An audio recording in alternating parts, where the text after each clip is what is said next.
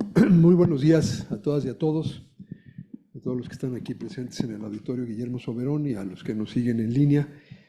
Para este tercer día del curso sobre conceptos fundamentales en salud pública o de la salud pública, hoy vamos a terminar un poquito antes porque precisamente a las 12 del día aquí mismo habrá una ceremonia en homenaje al centenario del nacimiento del doctor Soberón, que ha organizado el Instituto Nacional de Salud Pública, y se presentará también un hermoso libro sobre este edificio. Entonces vamos a terminar quizás 10 o 15 minutos antes de la hora acostumbrada. Pero tenemos tiempo suficiente para pasar al siguiente gran bloque de los objetos de estudio de la salud pública, que son los sistemas de salud, la respuesta social organizada.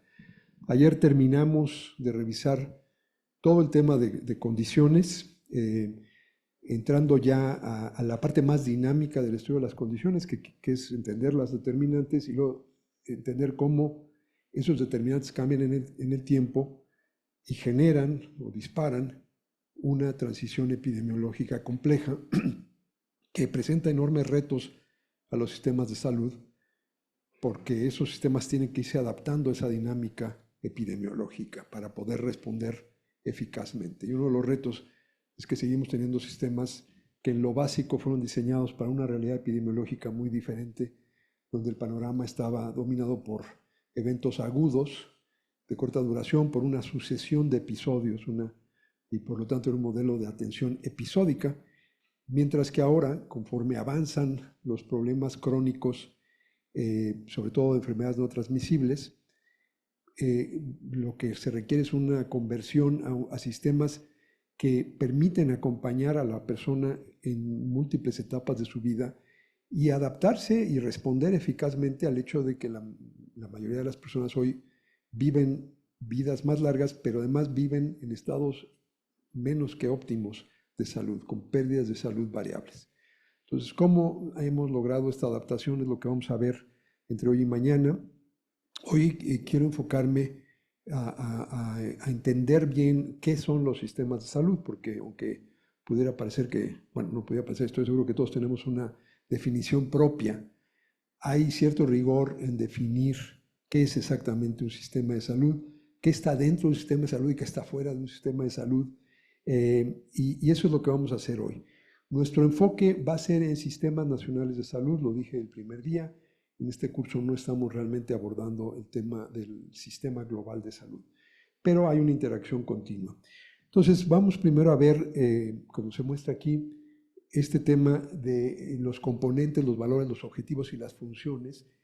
Y luego terminaremos abordando un tema muy complejo que es el desempeño del sistema de salud. Como alguien me preguntó hace 2 días, ¿cómo podemos decidir que un sistema de salud es mejor que otro? ¿Cuál es el mejor sistema de salud del mundo? Bueno, eso tiene que ver con el desempeño. ¿Cómo comparamos el desempeño de distintos sistemas de salud? Mañana, sobre esa base, vamos, así como en las condiciones hay una dinámica, hay una transición epidemiológica, pues también hay una transición de los sistemas de salud. Los sistemas de salud cambian. Entonces vamos a estudiar cómo se da esa dinámica y finalmente vamos a terminar esta sección y el curso hablando de qué retos enfrentan actualmente y a futuro los sistemas nacionales de salud. Y quiero destacar que todo lo que voy a decir se aplica a cualquier sistema de salud. No estoy hablando específicamente del sistema de salud mexicano ni del sistema de salud de ningún país en particular. Son ideas que creo que tienen aplicación genérica. Bien, pues vamos a empezar entonces con el tratar de entender qué son los sistemas de salud. Pero antes hay que preguntarnos por qué es importante hacer este análisis, por qué vamos a dedicar nuestras vidas, muchos de nosotros, a estudiar los sistemas de salud. Bueno, yo hablé ayer de la revolución de la salud del siglo XX, esta duplicación de la esperanza de vida que ocurrió en el siglo XX. En paralelo a esa revolución, dictada por los avances en el control de, sobre todo, las enfermedades infecciosas agudas y en la reducción dramática de la mortalidad infantil y el paralelo crecimiento sin precedente de la esperanza de vida, hubo una segunda revolución, que fue la revolución en los sistemas de salud. Durante la mayor parte de la historia de la humanidad, la función social de responder a las condiciones de salud era realizada por instituciones no especializadas, la familia, las instituciones religiosas. Sí había médicos desde las civilizaciones antiguas, pero su eficacia y su organización como parte de la sociedad era precaria o inexistente en algunos casos. Aunque esto empezó antes del siglo XX, acompañando esa revolución en las condiciones de salud, hubo un cambio dramático. Y es que, insisto, esto empezó, de hecho, desde el siglo XVIII y tuvo expresiones importantes en el siglo XIX, pero en el siglo XX se dispara la idea de que hay una serie de instituciones en la sociedad cuya única función es atender los problemas de salud, prevenirlos o evitarlos y atenderlos cuando no se pueden prevenir. Y esto cambió, es decir, si habláramos de temas de salud hace 150 años, creo que la gente diría, no entiendo de qué estás hablando. Hoy en día, en cambio, los sistemas de salud tienen una importancia enorme. Son, en primer lugar, el sector más grande de la economía más grande del mundo, la economía de Estados Unidos, que sigue siendo la economía más grande del mundo. Ahí es el sector más grande, es cerca de una quinta parte de toda la economía de Estados Unidos, está dedicada a aspectos, a bienes y servicios relacionados con la salud, relacionados directamente con la salud. Esto incluye, desde luego, los hospitales y los consultorios y eso, pero incluye también la industria farmacéutica, la industria de equipo, y incluye muchas otras industrias que encuentran en los ámbitos de salud su principal expresión. Por ejemplo, las tecnologías de la información, posiblemente uno de los espacios en los que más se expresan esas tecnologías es en los espacios dedicados a la atención de la salud. Entonces, en Estados Unidos es el sector número uno. A nivel global es el segundo sector más grande de la economía mundial. O sea, más de una décima parte de todo el producto económico del mundo se dedica a este sector de la salud.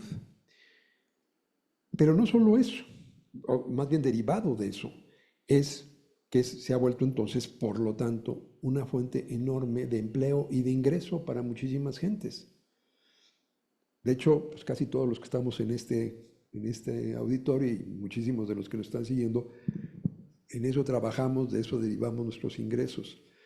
Pero no solo eso, nuevamente yo uso el caso de Estados Unidos, que es la economía más grande del mundo. Hace ya varios años que el sistema de salud desplazó al comercio, al menudeo, como la fuente número uno de empleo en Estados Unidos. En México no estamos así todavía, y en muchos países no estamos así todavía, pero es una fuente importantísima de empleo y de generación de ingresos, de los cuales dependen millones y millones de personas. Hay millones de profesionistas de la salud en el mundo. Es decir, gente que nuevamente esto fue lo nuevo en el siglo XX, a esta escala, gente que lo único que hace es formar parte de la respuesta social organizada. Además de eso, y nuevamente consecuencia de su importancia económica, se ha vuelto una arena política. En casi todo mundo, todos los países, no solamente los países más avanzados, sino crecientemente los países de ingresos medios también, los temas de salud figuran en las agendas de los partidos políticos. Se ha vuelto un tema electoral muy importante, cada vez más visible. En muchos países, como Gran Bretaña, Estados Unidos mismo, muchos países europeos, Canadá es quizás el tema más importante de las plataformas electorales. Los partidos compiten en base a la oferta que le hacen a la ciudadanía, en democracias me refiero, en temas de salud. Además de ser una arena política, es desde luego un motor de la innovación. Muchísimos de los descubrimientos que nos benefician día con día se dan en el campo y con aplicaciones de salud. Muchísimos de los descubrimientos tienen aplicaciones para la salud. La resonancia magnética empezó siendo investigación muy básica sobre fenómenos físicos muy básicos, pero rápidamente encontró una aplicación primaria en todo el mundo de la imagenología médica. Y así les puedo dar miles de ejemplos. Quizás el más reciente es la inteligencia artificial. Y muchos de los innovadores saben que el retorno económico a ese esfuerzo de descubrimiento e innovación se va a dar cuando encuentren aplicaciones en el campo de la salud. Eso es lo que pasa cuando este se vuelve el sector más importante de la economía. Pero además, como resultado de eso, este es el principal punto de contacto del ciudadano común y corriente con los beneficios de la ciencia. Hoy en día, casi toda, bueno, no casi, la inmensa mayoría de todas las tecnologías que han mejorado la cantidad y calidad de vida se originan en investigación básica. Por cierto, la mayor parte de esa investigación básica ocurre en universidades. Cada vez que usamos este aparatito, aquí hay décadas de investigación básica, casi toda realizada en espacios universitarios. Pero cuando sacamos esto, aquí tenemos un punto de contacto muy importante con esta innovación, pero no estamos conscientes de todo lo que hay detrás. Y lo mismo pasa un poco con atención médica, pero ahí es más dramática la presencia del nuevo medicamento, de la nueva vacuna. Lo vimos dramáticamente con la pandemia, cuando la vacuna literalmente salvó a millones de personas, y la idea que hizo que las personas entendieran todo lo que había habido para llegar en un tiempo récord a una vacuna segura. Entonces, cada vez que, sobre todo ahora en un clima muy hostil a la ciencia que hay en Estados Unidos y en otros países, los ejemplos que se usan para ilustrar la importancia de la ciencia se refieren a ejemplos de medicamentos, de vacunas. Es el punto más inmediato, o uno de los puntos más inmediatos de contacto con los beneficios de la ciencia. Y por lo tanto, se vuelve una parte central del apoyo público a la ciencia. Y es también, de manera muy importante, una fuente de interpretaciones culturales. Hay muchos fenómenos sociales, muchas conductas humanas que hemos históricamente interpretado los humanos en otros contextos. Muchas conductas, por ejemplo, ciertos padecimientos, por una buena parte de la historia de la humanidad, se interpretaban como castigo divino. Ese es un marco interpretativo. Dios me está castigando, por lo tanto tengo lepra, ¿no? Magia, o conductas que se pueden interpretar en un marco de crimen y castigo. Muchas conductas se volvían penalizables. Y una de las ventajas del avance de las ciencias de la salud es que nos da un marco un poquito más iluminado para interpretar conductas como procesos de salud. Alguna gente ha criticado esto como la llamada medicalización de la vida, pero no tiene uno que irse a... Y sí es cierto, puede uno exagerar y empezar a interpretar todo como una enfermedad o un factor de riesgo. Ese extremo tampoco es bueno. Pero francamente, cuando vemos el exceso del que hablé la semana pasada al criticar la idea de que hay una dimensión social de la salud, el uso de diagnósticos psiquiátricos para caracterizar la disidencia política, bueno, ese es un abuso, ese marco interpretativo. Entonces, no estoy hablando de eso. Estoy hablando de que ciertamente hablar de ciertas conductas, por ejemplo, en el ámbito de la salud mental, y en vez de postularlas como un acto divino, un embrujo o una conducta criminal, entender que se trata de un problema de salud y atender el problema de salud con la empatía y el cuidado que eso requiere, que es muy distinto a un marco de interpretación criminal. Entonces, ofrece un marco para interpretar las adicciones, es otro ejemplo típico. Creo que hubo un gran cambio en entender que una cosa era la actividad criminal de los que venden las drogas, pero los usuarios padecen una enfermedad llamada adicción. Entonces, el abordaje tiene que ser uno de prevenir esa enfermedad y de tratarla y de rehabilitar. no de meter a la cárcel a la gente que está adicta. Casos extremos tenemos en los países muy, muy extremistas que prohíben el aborto o la diversidad sexual y que ubican esas conductas como fenómenos criminales. Mejor, por ejemplo, tratar con la decisión de interrumpir un embarazo como un fenómeno médico y dejar al debate ético y político los límites de eso. Pero criminalizar conductas es en general una alternativa mucho menos, diría yo, humana que interpretar una gran cantidad de conductas en un marco de salud. Entonces, ese es otro papel importante que jugamos. Y finalmente, y de manera muy importante, es un espacio para la deliberación ética. Las preguntas básicas, dónde empieza y dónde termina la vida, pero también preguntas éticas como cómo asignamos recursos, cuáles son las prioridades, preguntas de política pública centrales a los sistemas de salud, que lo que tienen en el fondo es una deliberación ética. Cuando se construyen sistemas de salud muy segmentados, con grandes desigualdades de recursos asignados a los distintos segmentos, como es la de muchísimos países del mundo, incluyendo México, implícitamente estamos diciendo que hay vidas que valen más que otras, dependiendo cuál sea la prioridad. Y ahora vamos a hablar, cuando hablemos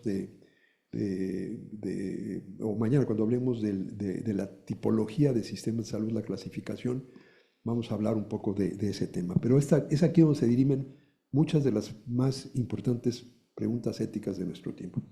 Todo eso es lo que hace que este sea un tema realmente importante y por lo tanto nos impone la obligación de tener claridad, nuevamente pensamiento claro para la acción efectiva.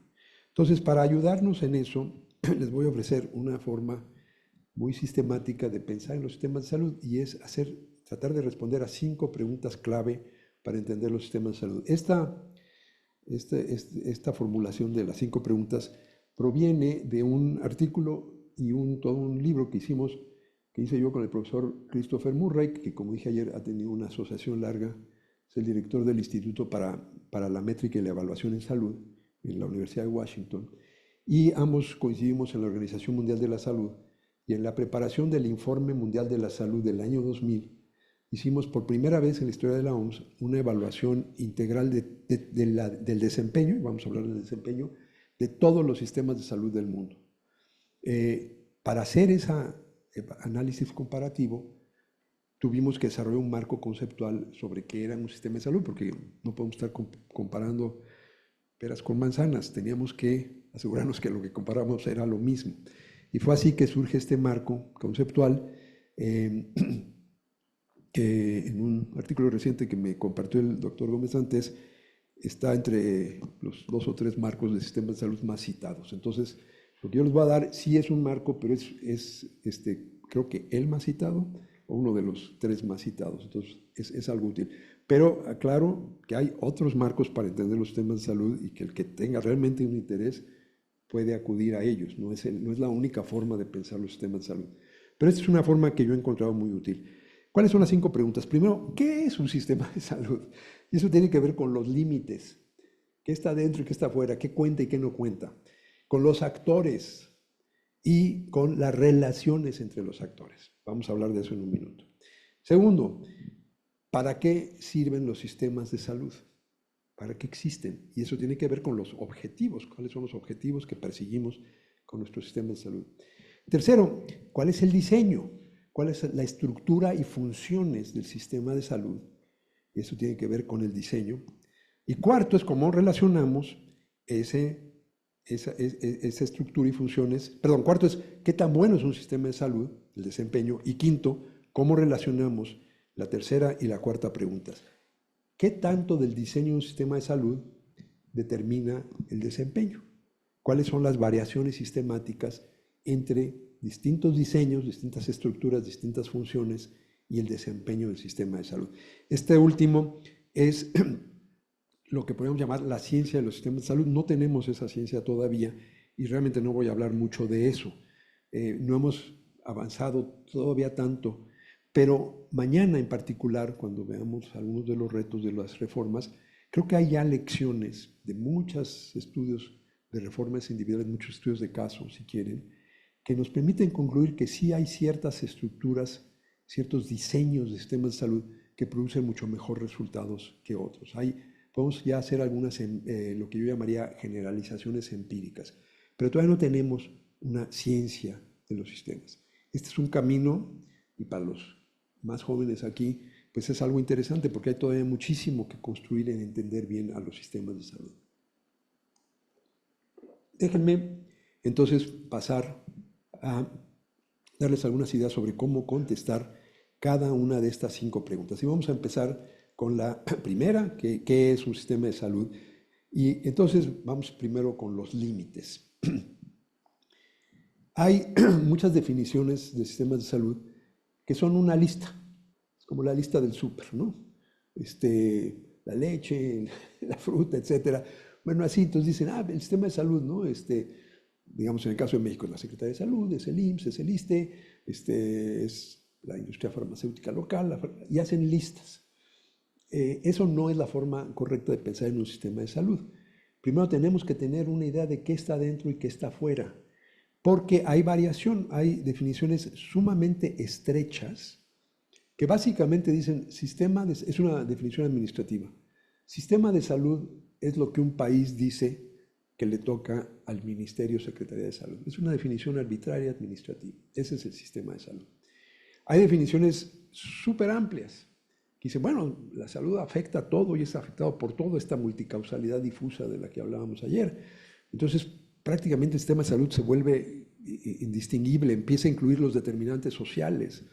Entonces, son determinantes sociales de la salud, entonces ahí están, eso es parte del sistema de salud y eso incluye todo, acaba incluyendo todo. De pronto ya la educación es parte del sistema de salud, el combate a la pobreza es parte del sistema de salud. Eso no es muy útil porque se vuelve prácticamente poco accionable.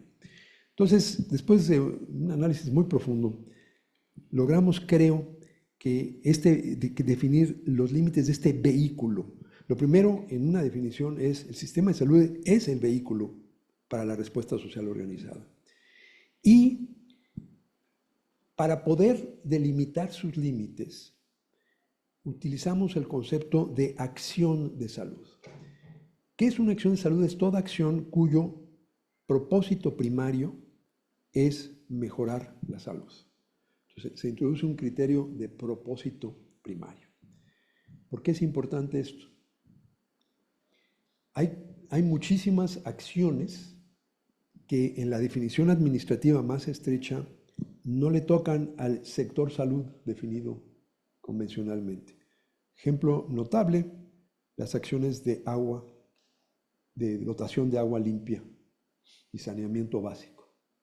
Por muchos años, de hecho sí fueron parte en la Secretaría de Salubridad y Asistencia, como se llamaba entonces, había una comisión y la dotación de agua potable era función.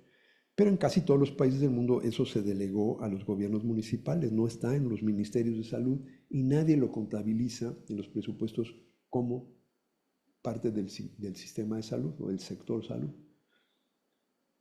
Pero cuando uno piensa como acción social, ¿cuál es el propósito de dotar de agua limpia a los hogares y a las comunidades? ¿Cuál es el propósito primario? No es para tener albercas, no es un propósito recreativo, aunque el agua tiene propósitos recreativos. Ni siquiera es para irrigar, porque para eso no necesita uno agua limpia. El propósito primario es mejorar la salud. Y por lo tanto, esa es una acción de salud, aunque administrativamente no esté dentro del sistema de salud. Otro ejemplo, cuando se hacen regulaciones para hacer obligatorio el uso del cinturón de seguridad o el casco para los motociclistas, esas regulaciones no las hacen, ese acto de seguridad vehicular y peatonal, cuando se diseñan las calles para que haya cruces seguros de los peatones, no es en ningún país que yo conozca, es parte del Ministerio o de la Secretaría de Salud. Pero el propósito primario de todas esas acciones es mejorar, o en este caso, prevenir lesiones, o sea, mejorar la salud de la gente. Entonces, el propósito primario la calificaríamos como una acción de salud. En cambio, eso nos permite ampliar un poco con respecto a la definición muy estrecha que es puramente administrativa. Pero también nos pone un límite. El propósito primario de darle educación a los niños y jóvenes no es mejorar la salud, aunque esa educación es un determinante de la salud. Pero el propósito es educar a los niños, darles habilidades y conocimientos para que sean exitosos en la vida. Ahora, eso mejora su salud porque una persona educada sabe mejor cómo cuidar su salud y sobre todo la salud de su familia. Pero eso no lo hace una acción de salud. Es un determinante de salud que es muy diferente. Entonces, diríamos, no, las acciones educativas no son acciones de salud, son acciones educativas que tienen un efecto determinante en la salud.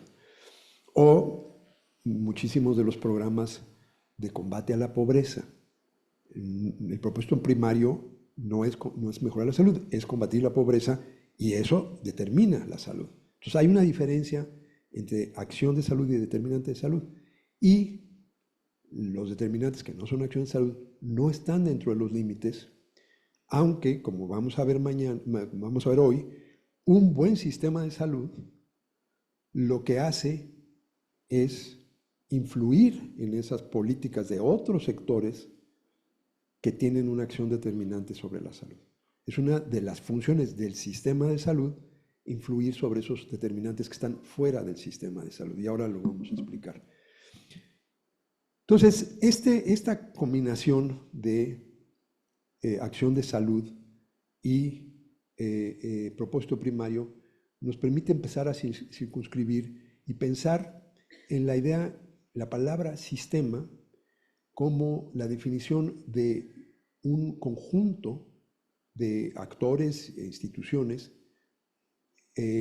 cuyo propósito primario es mejorar la salud, pero no solamente es el listado de esos actores, instituciones, profesionistas que producen acciones de salud, es decir, que cumplen el criterio de propósito primario, sino lo importante es también ver cómo se relacionan entre sí.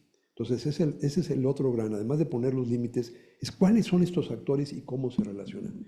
Entonces, déjenme ofrecerles otro esquema que está en el libro, que es un poquito complejo, pero lo vamos a ir, como les dije ayer, es como un filete grande que vamos a ir cortándolo en pedacitos.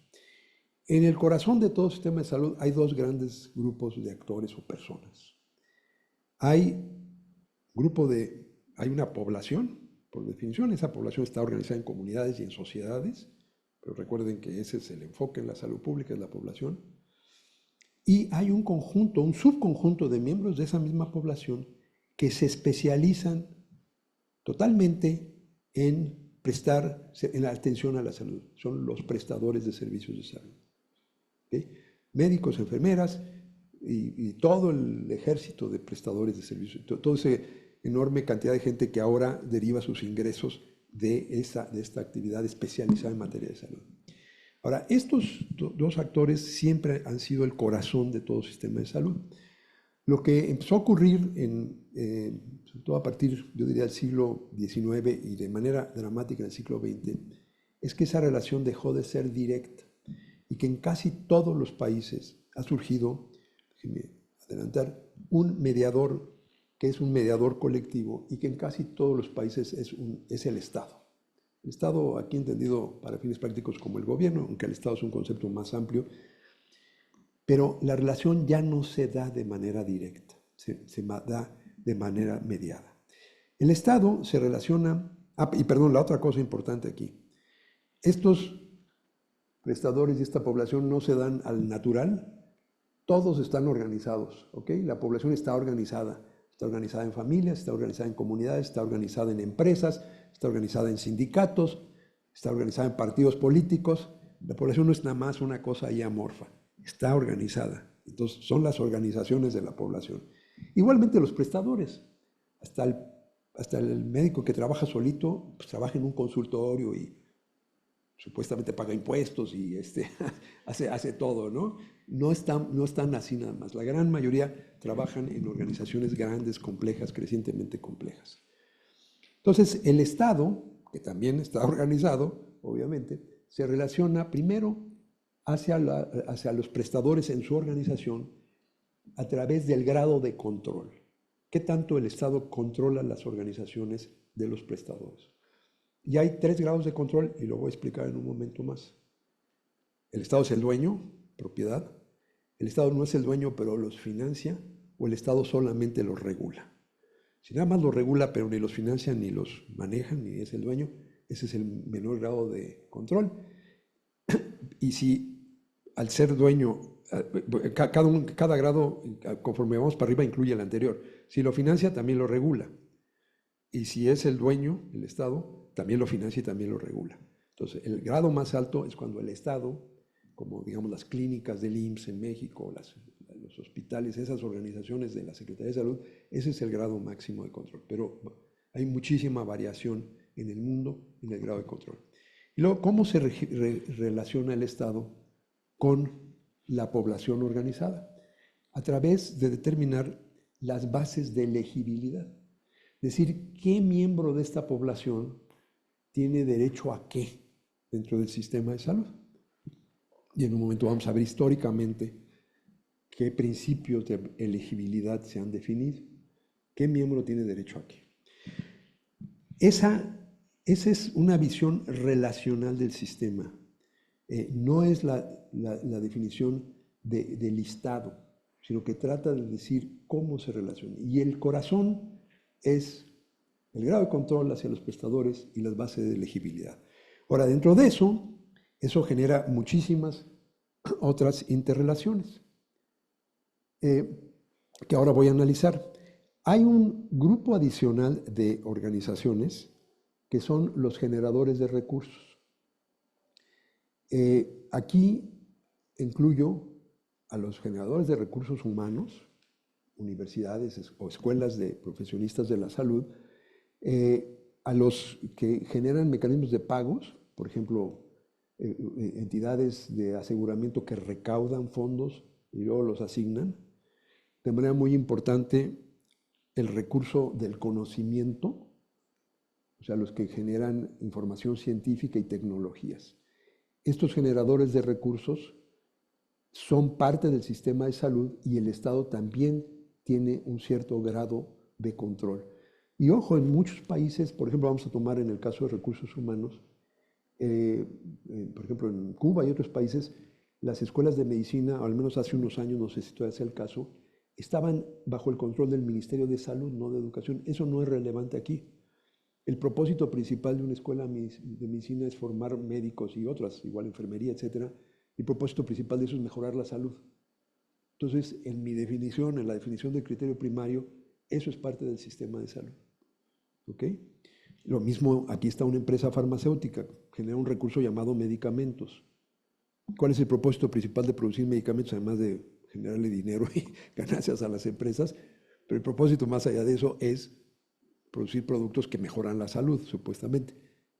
Entonces, eso es parte del sistema de salud. ¿Ok? Entonces, aquí hay también grados de control. Ayer hubo una pregunta sobre la regulación, ahí se da mucha de la regulación. Y finalmente, hay una serie de instituciones que esas no están en el sistema de salud, pero que son otros sectores que influyen la salud de la población, que generan los determinantes sociales. Entonces, aquí completamos ya todas estas distintas formas de relación. La población le genera a estos generadores, les da personal, ¿no? Cada uno de nosotros vivimos en una casa. Entonces vamos y cuando somos jóvenes, somos personas sin capacitación, entramos a una escuela y salimos ya como un recurso humano. También le damos dinero, ¿no? Pagamos, por ejemplo, nuestras aportaciones al Seguro Social o lo que sea, o las primas a una aseguradora privada, y ellos generan aquí mecanismos de pago. Les damos datos, contestamos las encuestas y de ahí sale información científica e ideas para hacer nuevas tecnologías.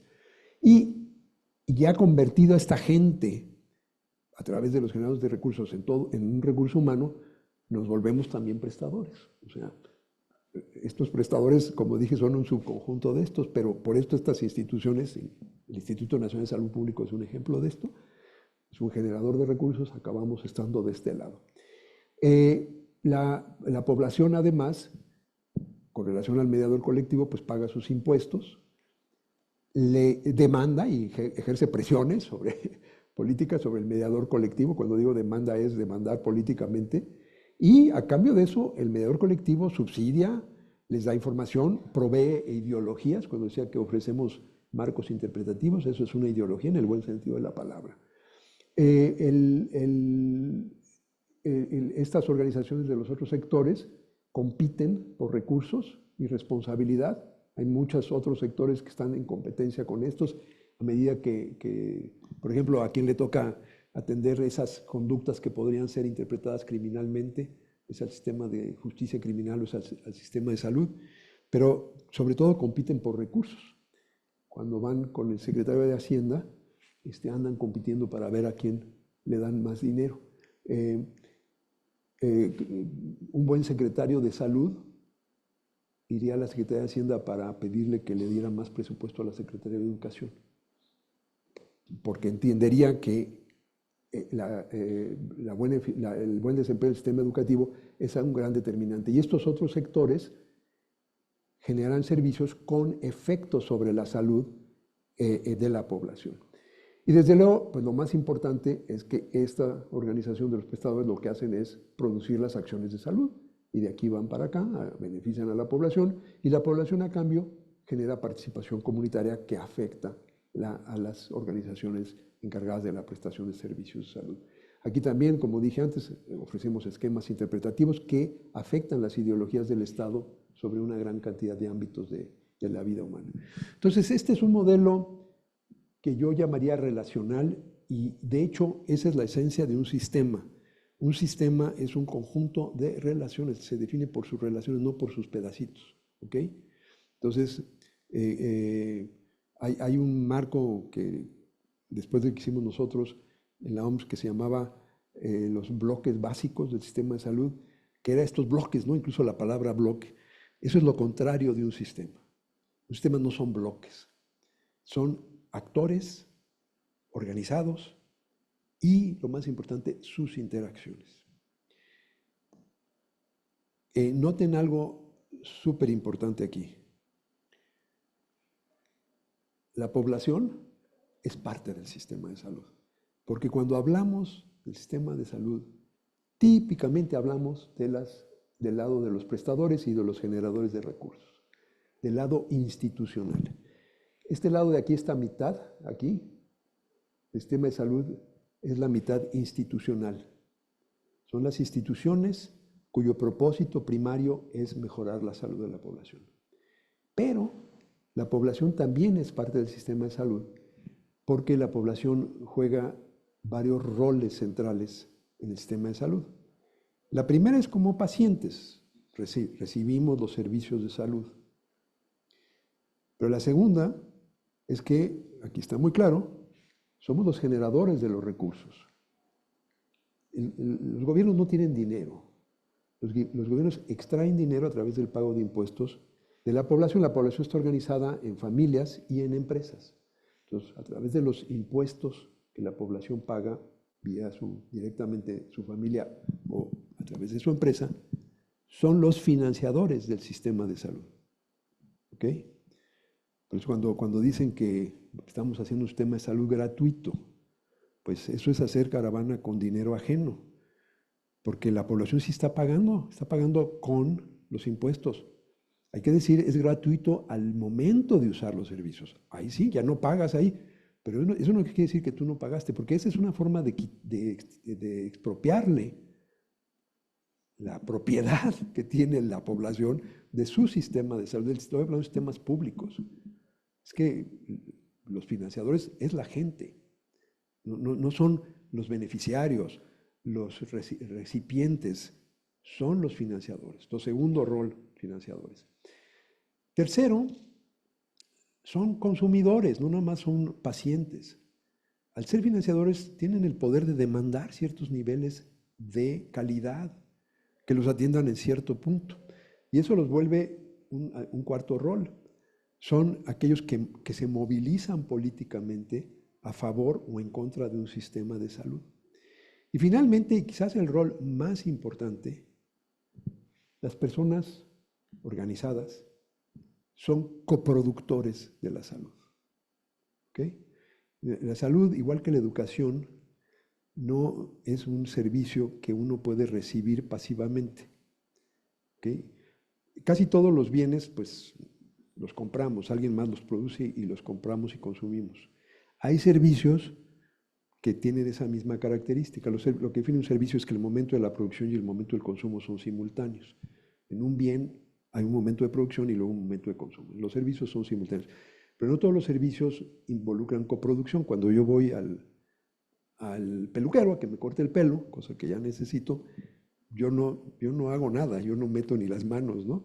Ese es un servicio, lo estoy consumiendo al mismo tiempo que se produce, pero yo no soy coproductor. Pero yo no puedo ir a un prestador de salud y decirle, deme salud. No.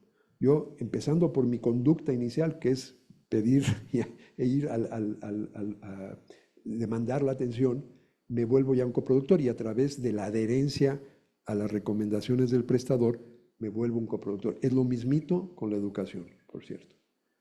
Por eso es que la enseñanza no es sinónimo del aprendizaje. La enseñanza es lo que hacemos aquí, pero el aprendizaje es una coproducción y depende de lo que hace el alumno. No se entrega educación, se coproduce entre el docente y el alumno. Es lo mismo con la salud.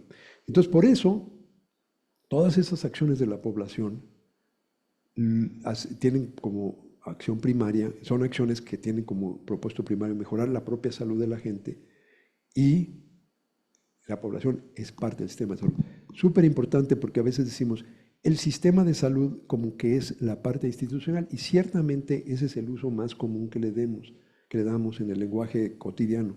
Pero siempre hay que pensar que la población es parte del sistema de salud, no es nada más un receptor pasivo externo del sistema de salud. Y creo que este esquema ayuda a clarificar esos roles de la población.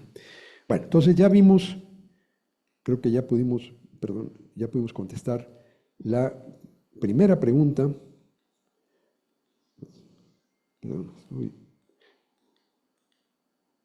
Okay. Ya pudimos contestar la primera pregunta, ahora vamos a la segunda. ¿Para qué sirven los sistemas de salud? ¿Cuáles son sus objetivos? Bueno, si le preguntábamos a alguien, acabo de decir que la acción de salud, su propósito primario es mejorar la salud. Bueno, evidentemente el primer objetivo del sistema de salud es mejorar la salud. Eso parece obvio.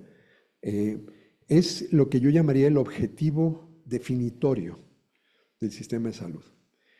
Pero la cosa es un poquito más complicada que eso, porque no nomás es mejorar la salud en general.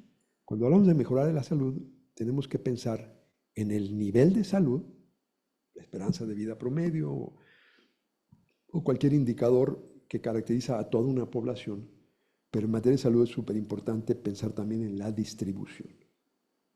Entonces, el primer objetivo es mejorar la salud, elevar el nivel de salud de la población, pero el segundo es lograr que esa mejora esté bien distribuida. ¿Okay? Digamos, un país donde hay poquita gente muy sana y muchísima gente muy enferma, de manera que en promedio ahí están más o menos bien, no es un buen sistema de salud. Porque aunque el nivel promedio puede ser bueno, la distribución es muy mala, ¿no? Es como el señor que tiene un pie en una cubeta con hielo y otro en una cubeta con agua hirviendo y dice que en promedio está bien. No, en promedio no está bien. ¿Okay? Entonces no basta el promedio, hay que ver la distribución. Segundo, no basta con elevar la salud. Hay que tratar a la gente, porque además son coproductores y porque son seres humanos, con lo que llamaríamos trato digno. ¿Okay? El trato digno tiene a su vez dos elementos, y ahora lo vamos a explorar con más detalle, que tienen que ver, en primer lugar, en responder en proteger los derechos de las personas asociados al proceso de atención. El derecho a la confidencialidad, por ejemplo. O sea, uno va con el médico o la médica y hay un derecho a que lo que yo comparta ahí no se comparta con otras entidades. Si mi médico corre y le dice a la aseguradora que tengo una enfermedad y que me eleve la prima, creo que se está violando un derecho humano fundamental del paciente. Segundo, hay un derecho a la participación en la toma de decisiones, no es cosa de que nos hagan cosas que no hemos aprobado, por eso hay consentimiento informado. Tercero, hay un derecho a tener acceso a nuestras redes sociales de apoyo. Cuando estamos en un proceso de atención, ese acceso a las redes sociales de apoyo es muy importante. Entonces, hay una serie de derechos humanos, más allá del derecho al acceso a servicios de salud, pero hay derechos asociados que forman parte del trato digno. La segunda parte es lo que llamamos la orientación al consumidor. Es responder a las expectativas legítimas de la población, de que los van a atender con cierta prontitud, de que los espacios hospitalarios o clínicos van a estar más o menos, o sea, limpios, que la comida en el hospital va a ser comible, etcétera. O sea, que hay una serie de elementos que acompañan a la atención que involucran el trato digno. Sobre todo, en esto último, es la atención pronta. Yo puedo tener el mejor sistema de salud, pero si para cirugía electiva, que quizás no me vaya a morir, pero que me puede elevar la discapacidad enormemente, como retrasar un reemplazo de cadera, tengo que esperar meses y meses y meses. Eso no es un buen sistema de salud. Y este objetivo está relacionado con el de salud, pero no está subsumido en el de salud. Y por eso es que es un objetivo en sí mismo, un objetivo intrínseco al sistema de salud. Y el tercer objetivo es el financiamiento justo. No sé por qué no sale. Ahí está. La protección financiera, que el financiamiento del sistema de salud sea justo y que proteja a todo el mundo. Y aquí sí, por cierto, en trato digno, al igual que el nivel de salud, importa el nivel, pero también importa la distribución. Si andamos discriminando, por ejemplo, un elemento de responder a las expectativas legítimas del usuario, una expectativa legítima es que hable en tu idioma, pero si estamos en un país multilingüe y no hay prestadores que dominen todos los idiomas, esa es una forma en que ciertos grupos, por ejemplo grupos indígenas, tienen un trato menos digno que el resto de la población. Entonces aquí también importa en el trato digno el nivel y la distribución. En el aspecto de protección financiera no hay realmente una variable de nivel, porque no hay un nivel de gasto en salud o inversión en salud que sea bueno. Antes se recomendaba que el 5% de PIB, todo eso es súper arbitrario. Es cómo se distribuye el financiamiento y la distribución lo que nos debe importar, y lo voy a ilustrar en un momento más. Entonces, toda esta columna de nivel nos determina la calidad de un sistema de salud. Un buen sistema de salud produce los mejores resultados en términos de elevar el nivel de salud y el trato a las personas. El primero que pensó en esto como las dos dimensiones de la calidad fue el profesor Donavidian, que siempre dijo que había una dimensión técnica, que es elevar el sistema de salud, y una dimensión interpersonal. Eso lo escribió, fue una de sus muchas contribuciones al estudio de la calidad. La columna de la distribución nos da la equidad. Casi siempre que hablamos de equidad estamos hablando sobre todo en la distribución de los niveles, y sí, es una parte, pero hay que incluir también la distribución desigual en el trato digno, el ejemplo que acabo de dar, de quizás no ofrecemos servicios que están culturalmente adaptados a todos los grupos de una sociedad, y en la distribución en la protección financiera. Si vivimos, como en muchos países, incluyendo ahora México, en sistemas segmentados, donde una parte de la población tiene aseguramiento público, seguro social, y otra no tiene aseguramiento público, ya la protección financiera de entrada es desigual. El criterio principal en justicia financiera es muy claro.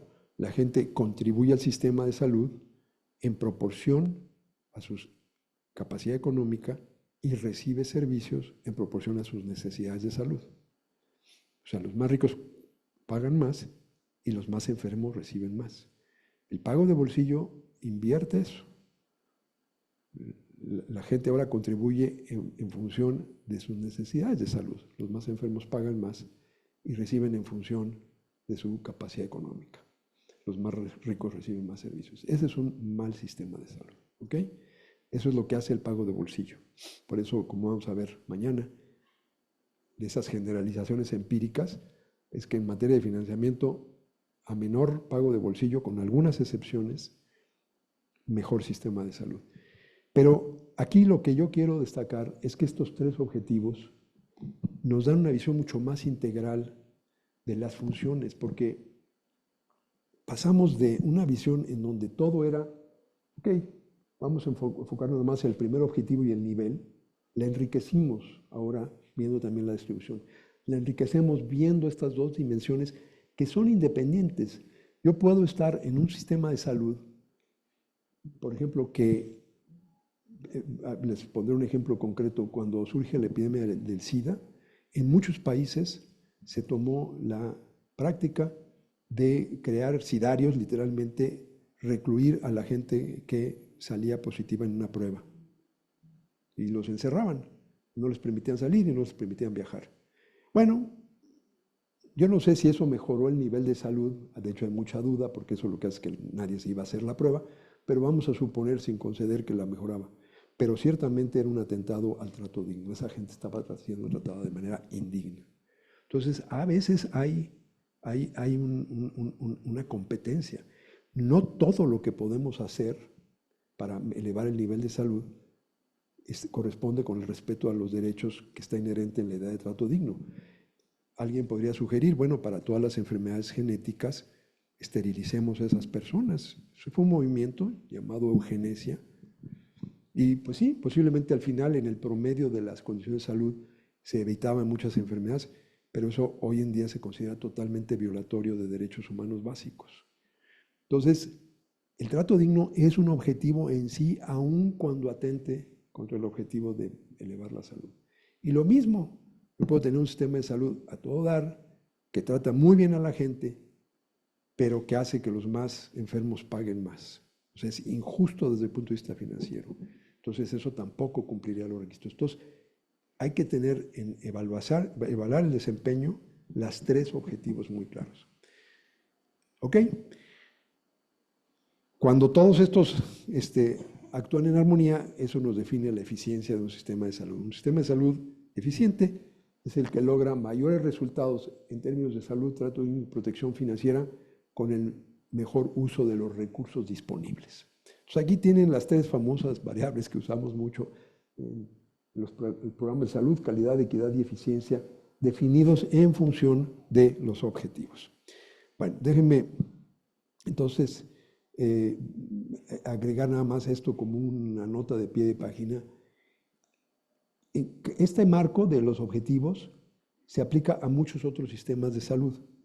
Y entonces lo que esta formulación hace es decir, hay que distinguir el objetivo definitorio de cada sistema social, que es lo que está aquí en la diagonal. El objetivo definitorio del sistema educativo es la educación, el de salud es la salud y así sucesivamente, del hecho de que todos tienen cierta actuación como determinantes de los otros. Entonces, la salud tiene su objetivo definitorio, que es mejorar la salud, pero la salud influye en la educación, no en el sistema de educación, sino en los niveles de educación. Y así sucesivamente. Pero a nosotros nos interesa este sistema de salud. Aquí está el objetivo definitorio y aquí están las acciones que otros sectores, aquí, ejercen aquí, incluyendo educación, sobre el objetivo de salud. Entonces, conseguir el objetivo de salud depende de la acción de muchos otros sectores, más allá del sector que reclama la salud como su objetivo definitorio. Y toda esta idea de la salud en todas las políticas es moverse, entender la salud como un objetivo social compartido con otros sectores. ¿Okay? Es el marco de la acción intersectorial, que como vamos a ver, es parte de lo que define un buen sistema de salud. Pero también eso opera en sentido contrario, y esta es una de las formas en que podemos vender la importancia de la salud. Una buena salud ayuda a la educación, una buena salud ayuda al consumo, al crecimiento económico del consumo, una buena salud está correlacionada con mayor participación democrática, el conocimiento, etc. ¿Okay? Entonces, la salud también influye en los otros sectores, la salud es determinada por otros sectores y determina otros objetivos sociales importantes más allá de su objetivo definitorio, que es el de mejorar la salud. Pasemos ahora a la tercera pregunta. Si estamos ya de acuerdo con los objetivos, ¿para qué sirven? Entonces ahora pasemos al diseño. ¿Cuál es el diseño? ¿Cuáles son las estructuras? Y sobre todo, ¿cuáles son las funciones? Nuevamente aquí ha habido tradicionalmente una visión más restringida, pues la función central del sistema de salud es prestar servicios de salud. Y sí es cierto, esa es así como también, así como hay un objetivo definitorio, que es mejorar la salud, hay una función definitoria, que es prestar servicios de salud, servicios personales y no personales. Aquí se incluyen los servicios de salud pública. Pero no es la única función. Yo les voy a proponer aquí 4 grandes funciones de los sistemas de salud. Primera función, la rectoría, ahora la explicamos. Segunda función, el financiamiento. Tercera función, la prestación, ahora sí. Y cuarta función, la generación de recursos. La prestación es digamos, función sustantiva definitoria, incluye servicios de salud a la persona, servicios de salud a la comunidad, incluyendo mucho de lo que llamamos servicios de salud pública. Pero esta prestación no es posible si no se cumplen estas 3 funciones de apoyo. La primera aquí es la rectoría. La rectoría incluye varias subfunciones, pero la más importante de ellas es la regulación. Hablé ayer de la regulación. Y regulación simplemente quiere decir poner reglas del juego. ¿Qué reglas hay para poder ser un prestador de servicios? O sea, no cualquier persona puede abrir un changarro y decir que está dando servicios de salud. Hay reglas para poner. Hay reglas para declararse prestador de servicio. Yo no puedo salir a anunciarme, sí ocurre, pero es un delito anunciarme como médico o enfermera o lo que sea, sin tener una cédula profesional que a su vez requiere que haya yo demostrado que cumplí satisfactoriamente un curso de estudios. ¿Qué reglas se necesitan para abrir un hospital? Reglas de acreditación o certificación. ¿Qué reglas hay para producir medicamentos? Pues la COFEPRIS tiene que expedir una licencia sanitaria, etcétera, etcétera. Es toda esa función regulatoria, pero va más allá de los productos inmediatos. Las secretarías de salud típicamente en su función rectora regulan muchos otros bienes y servicios que tienen efectos sobre la salud, de manera notable los alimentos, bebidas y alimentos, ¿verdad? Entonces, esa función regulatoria se extiende más allá de los servicios y los servicios y los recursos para la salud, ¿no? Los recursos humanos o tecnológicos como medicinas, claramente están regulados.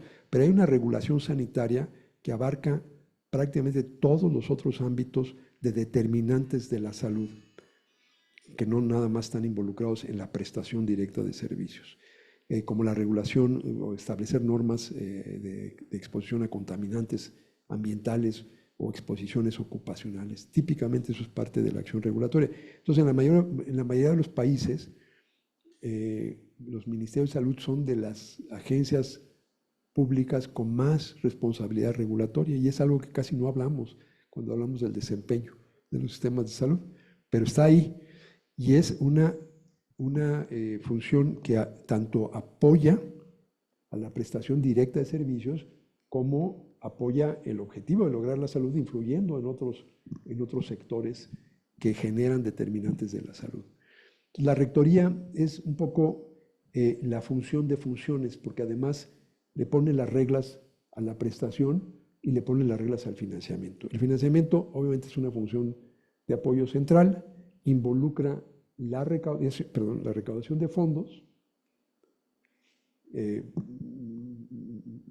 ya sea para el pago de impuestos o las aportaciones en las cuotas obrero patronales, en la seguridad social, o las primas de las aseguradoras privadas, o los cobros que se hacen.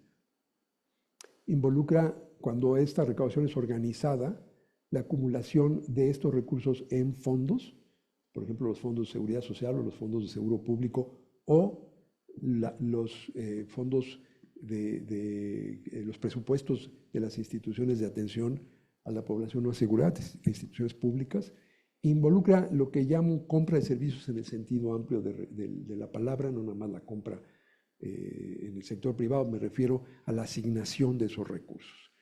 Entonces, los sistemas de salud mejores, como vamos a ver mañana, generan mecanismos financieros que esparcen lo más amplio posible el riesgo de perder la salud.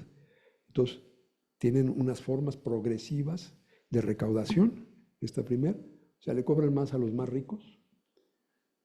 Luego acumulan en fondos lo más amplios posibles para dispersar el riesgo.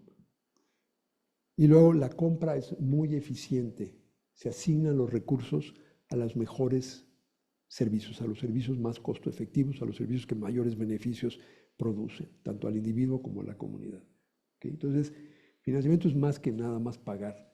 Es agregar los fondos para manejar el riesgo de perder la salud. Recuerden que una característica de la salud es que es incierta. Nadie sabe cuándo se va a enfermar o cuándo va a tener un accidente grave.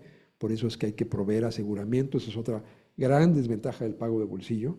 No nada más es que es regresiva y que invierte el sentido de justicia financiera, es que expone a la gente al riesgo de perder su salud y por lo tanto experimentar gastos catastróficos. Entonces, la razón en que uno se protege de esos gastos catastróficos es crear aseguramiento público, que es el óptimo, sea a través de seguridad social o otros mecanismos de aseguramiento público, o privado, que no es el óptimo, pero sí juega un papel complementario. Eso protege a las familias del riesgo financiero y permite una agregación. Es la segunda función, agregamos los riesgos. Y la tercera es ya la asignación, y la asignación óptima es la que produce los mayores beneficios. Finalmente hay una función de regeneración de recursos, que ya hablé un poco, los recursos humanos, las instituciones educativas, los recursos tecnológicos, los recursos científicos, los recursos de información de datos. Todo eso es un gran apoyo. Bueno, de hecho no puede funcionar el sistema de salud sin eso. Entonces vean cómo también ampliamos un poco la definición de estar enfocado solamente en una función, que ciertamente es la función nuclear, y agregamos 3 funciones de apoyo absolutamente esenciales. Me quiero aquí nada más enfocar un momentito en la prestación, porque sí es la función medular. Y aquí van a venir algunas conexiones interesantes con la clase de ayer.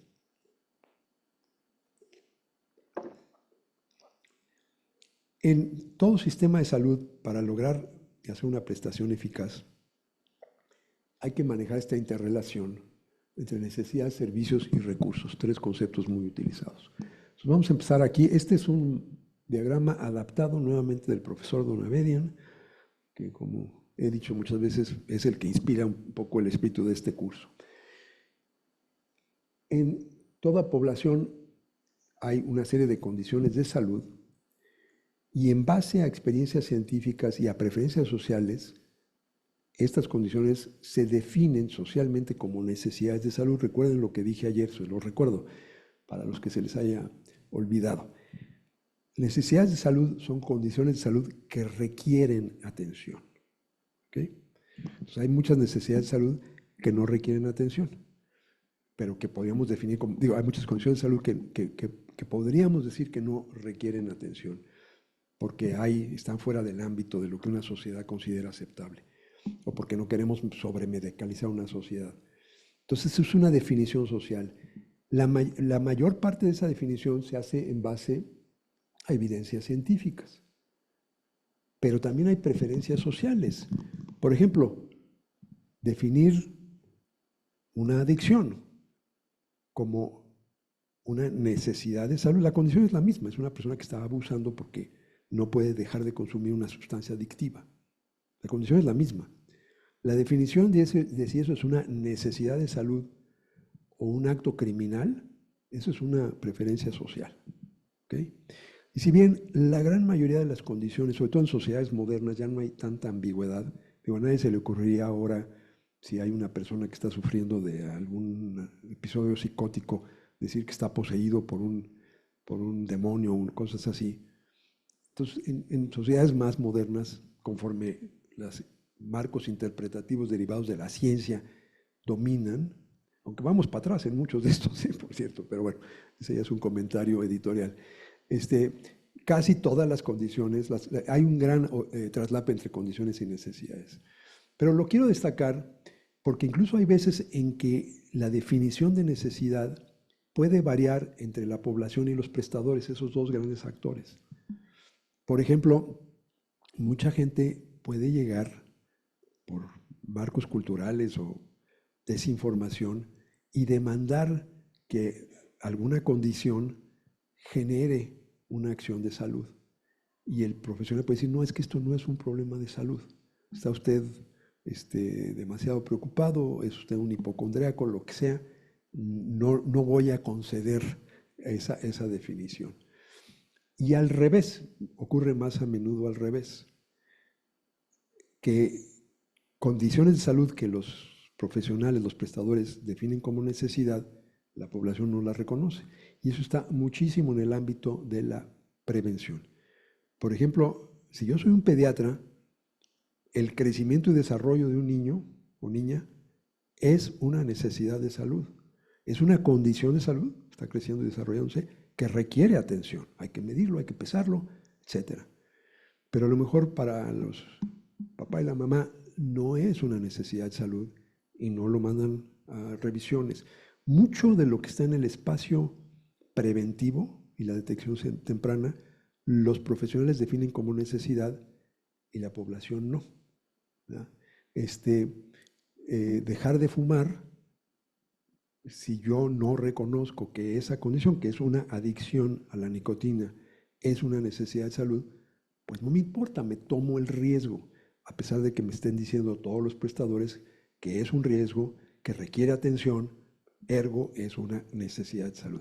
Entonces hay discrepancias entre los dos grandes actores centrales y muchas veces el que media ahí es el Estado y define, y entonces a través de acción regulatoria le sube los impuestos a los cigarros para que sea, para desincentivar, empieza a lograr que converjan.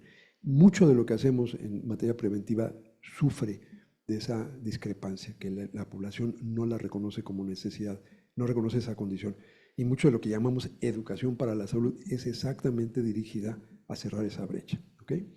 Pero lo destaco porque esto es importante, esta discrepancia. Y segundo, porque este es el primer paso de la respuesta social organizada. O sea, aquí construimos ya una conexión entre condiciones y respuesta. El primer paso en una respuesta social organizada es reconocer que una condición es una necesidad. Y esto, como digo, está basado en evidencias científicas. Una población más educada estará reconociendo eso, pero también en preferencias sociales. Y aquí es donde empieza. ¿Por qué? Porque ahí es donde típicamente el papel de coproductor se vuelve muy importante. Esa decisión inicial de buscar atención es el inicio de la respuesta social organizada que empieza con la población participando como coproductora de su propia salud. Es lo que llamamos promoción de la salud.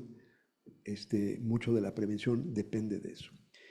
Una vez que se da esta definición y algo ya se reconoce como necesidad, esto requiere aquí las flechas azules, es el ciclo que seguimos en la planeación y las verdes es el ciclo que seguimos en la evaluación.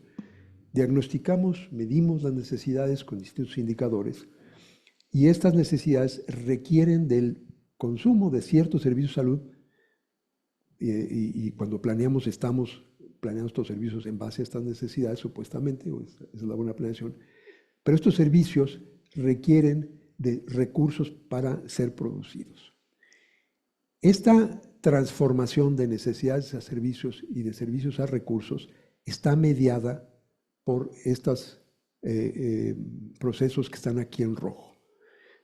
Y nada más para completar la idea anterior, en el ciclo de planeación-evaluación vamos de las necesidades, la buena planeación parte de las necesidades, traduce las necesidades en equivalentes de servicios, traduce estos servicios que se tienen que producir en generar una capacidad de producir servicios. Porque no es lo mismo construir una clínica a que la gente vaya a la clínica. La construcción de la clínica aumenta la capacidad, pero luego hay que tener recursos que hagan que esa capacidad sea accionable. Y en la evaluación empezamos con los recursos, cuántas camas de hospital, cuántos médicos, cuántas enfermeras, evaluamos su capacidad de producir servicios, evaluamos qué tantos de esos servicios de hecho se produjeron y cuando hacemos las cosas bien, evaluamos que también los servicios de salud mejoraron las necesidades de salud. Ese es el ciclo de la planeación y evaluación. Ahora, en esto, lo que determina esas conversiones son estos tres fenómenos de accesibilidad, productividad y calidad. La calidad media entre la prestación de un servicio y la satisfacción de una necesidad. A mayor calidad de servicio, mayor satisfacción de la necesidad. Entre el servicio y el que esta capacidad de servicio se traduzca en utilización depende de la accesibilidad. Yo puedo tener los mejores médicos y las mejores camas todas dotadas, pero si están inaccesibles, no va a haber producción de servicios. Y desde luego, entre tener los recursos y que haya capacidad depende de la productividad. Si tengo muchos recursos, muchos médicos, pero bajamente productivos, su capacidad va a ser menor que si son altamente productivos. Entonces, estos tres factores mediadores nos permiten hacer la conversión. Y en cumplir esta función de prestación, los buenos sistemas siguen este ciclo y entienden que no es lo mismo tener médicos y enfermeras y hospitales, aunque muchas veces en los planes de salud eso es lo que se plantea como si fuera el objetivo. Bueno, se nos olvida que esos recursos humanos y materiales tienen que ser productivos para que haya capacidad y tienen que estar accesibles para que, de hecho, se traduzcan en utilización de servicios. Si yo abro las clínicas de 8 de la mañana a 2 de la tarde, bueno, toda la gente que trabaja ya no pudo ir. La accesibilidad no nomás son barreras geográficas, no nomás es poner los servicios cerca donde está la gente. Hay barreras organizacionales, como el ejemplo que estoy dando. Si mis horas de trabajo son las horas que la gente está en el trabajo o en la escuela, hay una barrera organizacional a la accesibilidad. Son barreras culturales, lo que decía antes. Si no hablan mi idioma, no voy a ir ahí. Entonces, habrá gran capacidad, pero no hay prestación. Y si los servicios son de mala calidad, podemos producir todos los servicios que no van a mejorar las condiciones de salud, no se van a satisfacer las necesidades de salud. Ya en la práctica, la planeación, pocas instancias cubren todo el ciclo y consideran las tres factores mediadores. Pero se los planteo porque esto es un poco de cuando hablo de la ciencia de los temas de salud. Aquí sí tenemos mucha experiencia y muchas generalizaciones que podemos hacer de que sistemas de planeación que arrancan con los recursos, que es lo más típico, Lo más típico es el presupuesto. Vamos a planear para el siguiente año, bueno, el presupuesto del año pasado más la inflación. Se llama presupuestación inercial. Yo le llamo presupuestación burocrática. Y luego, no importa qué pase. Hay una forma de presupuestación democrática que tratamos de implementar en el Seguro Popular, que empieza con una buena evaluación, medir la carga de la enfermedad, traducir esa en los servicios. Hubo un catálogo de servicios esenciales de salud especificados y además con especificaciones de calidad. Eso se tradujo en qué capacidad necesitábamos tener y por lo tanto cuántos recursos. Y entonces de ahí se derivaron planes maestros de recursos humanos y de infraestructura. Esa es la forma correcta de planear, pero la forma usual es empezar con lo que teníamos antes y luego descuidar todo el resto. Presupuestación inercial, recortes arbitrarios al presupuesto que tienen que ver con variables macroeconómicas, etc.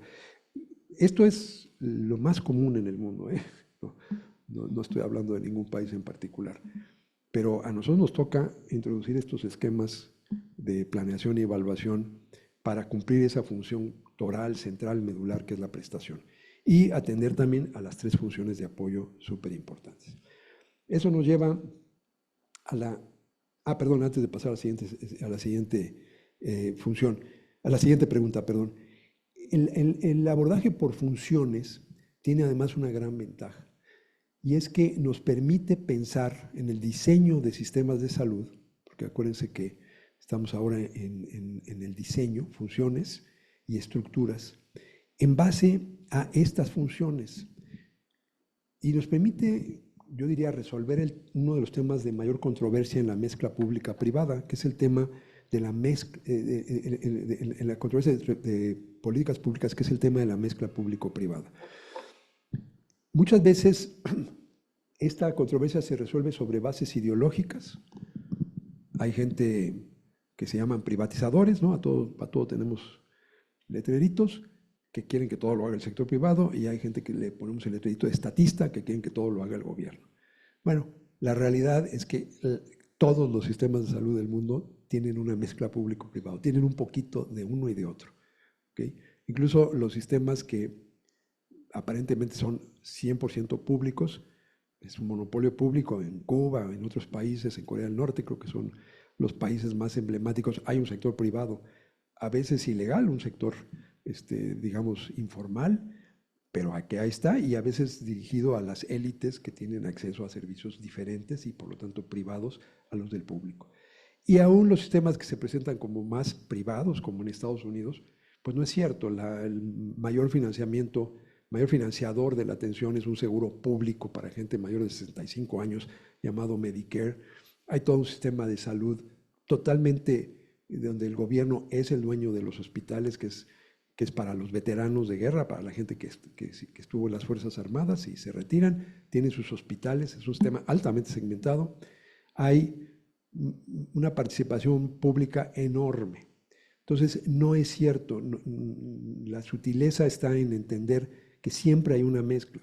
Ahora, ¿cómo pensamos la mezcla? Creo la mejor forma de pensar es en base a las funciones. Algunas de estas funciones son las que acabo de mencionar, desde rectoría, financiamiento, las tres subfunciones, prestación y generación. La rectoría es la función pública por excelencia. Esta parte blanca es lo que hace el sector público, esta parte gris es lo que hace el sector privado. Entonces, nos permite resolver el tema de la mezcla público-privada. En todos los países, aún los países con más orientación de mercado,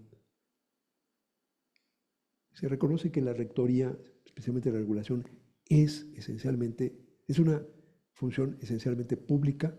Hay un espacio para la autorregulación, típicamente de los profesionales, las asociaciones médicas y de enfermería y otras profesiones que logran negociar alguna autorregulación, pero estar determinando estándares para la aprobación de medicamentos, formas de acreditar unidades de atención, licenciamiento de profesionales de la salud, eso típicamente lo hacen instancias públicas, que pueden tener participación privada, pero son instancias públicas. El financiamiento en los mejores sistemas del mundo es preponderantemente público. Y esto no tiene nada que ver con ideologías. Los fenómenos de salud tienen características intrínsecas que no permiten que la asignación de recursos por fuerza del mercado funcione. Si además nosotros estamos de acuerdo con eso, qué bueno, pero esa no hay ninguna cuestión ideológica, es una cuestión consustancial a la naturaleza de los servicios de salud. Y por eso uno ve que en los sistemas, las economías de mercado más avanzadas, el financiamiento de la salud es preponderantemente público. Mañana vamos a hablar un poquito más de por qué, cuáles son las características intrínsecas de los procesos de salud que demandan un financiamiento preponderantemente público. No tiene nada que ver con que sea uno de izquierda o de derecha. Aunque la gente de izquierda tiende a acordar con eso, no tiene que ver con eso. Tiene que ver con las características intrínsecas de los servicios.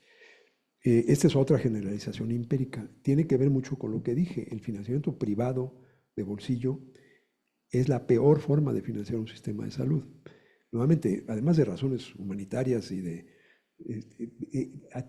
no reconoce la naturaleza central, que es la incertidumbre en los fenómenos de salud. Entonces, y aquí, por ejemplo, la recaudación, pues la hace mejor el Estado, ¿no? Porque por eso los impuestos, una fuente central de financiamiento de los servicios, es el pago de impuestos, pues eso es una función pública. En muchos países el gobierno hace eso, pero ya le pasa a los recursos a ciertos fondos que son, algunos son públicos también, por ejemplo, fondos de la Seguridad Social, algunos pueden ser una mezcla de fondos públicos y privados, pero todo está regulado, toda la recaudación es pública y la asignación de recursos empieza a haber más presencia de actores privados. Ciertamente en la prestación vemos más pluralismo, en casi todos los países del mundo hay una mezcla de prestadores públicos o privados, públicos y privados, hospitales, médicos, enfermeras que trabajan en esos dos sectores. Y cuando llegamos a la generación de recursos, ahí tenemos una participación importante. La industria farmacéutica en casi todos los países es esencialmente privada. Las instituciones de educación superior en muchos países son preponderantemente públicas, en otras son preponderantemente privadas. Entonces, esa mezcla se entiende mejor y se resuelve mejor socialmente, no en base a apelar a prejuicios ideológicos o preferencias ideológicas, sino a la naturaleza intrínseca de los problemas de salud y a la división de las funciones. En los sistemas segmentados, la mezcla pública se hace creando un sector privado para la gente que puede pagar y un sector público para la gente que no puede pagar. Esa es una forma terrible de resolver la mezcla público-privado. Hacerlo por funciones es una forma mucho mejor de resolverlo. Y nuevamente, mañana vamos a hablar más de eso.